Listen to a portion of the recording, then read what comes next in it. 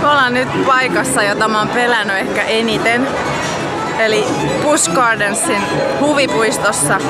Mua pelottaa nämä amerikkalaiset huvipuistot ihan hirveästi. Mitä vanhemmaksi mä tuun, sitä enemmän pelkään näitä.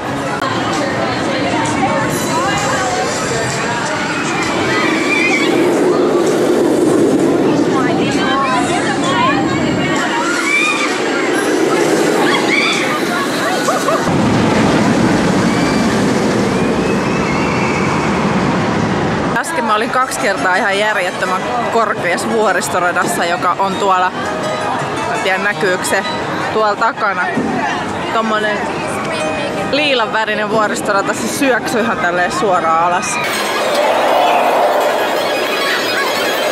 Ja nyt Timppa ja lapset meni tohon mun takana olevaan tommoseen oranssi turkoosiin kieputtimeen.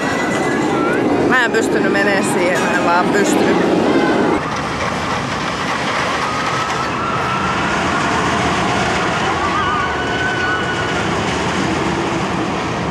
Mutta mä oon päättänyt, että mä voitan nyt pelkon ja mä yritän mennä niin moneen paikkaan kuin mahdollista. Että mä menis pelkästään siis tommosiin kahvikuppeihin, mitä esimerkiksi tuolla.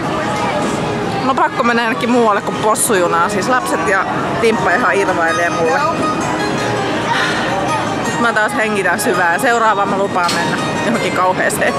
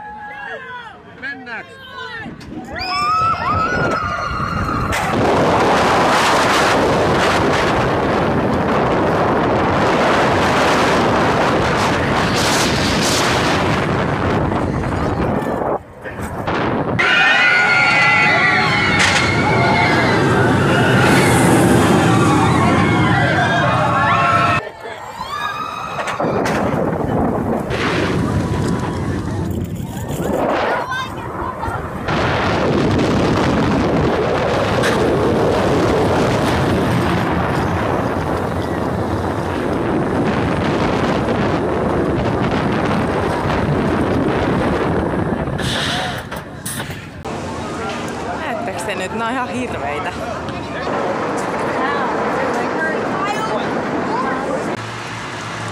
Se hyvä puoli tässä lälläriydessä on, että voit olla itekseen tällaiseen maisemakyytiin. Kaikki muut on jossain vaarallisissa vuoristoradoissa. Mä menen täältä joku mummo. Ei se haittaa. Silloin kun ihminen on 40, niin se voi tehdä ihan mitä se haluaa. Voi ajella tämmöisellä, että on ihan sama, onko se lälläri vai ei.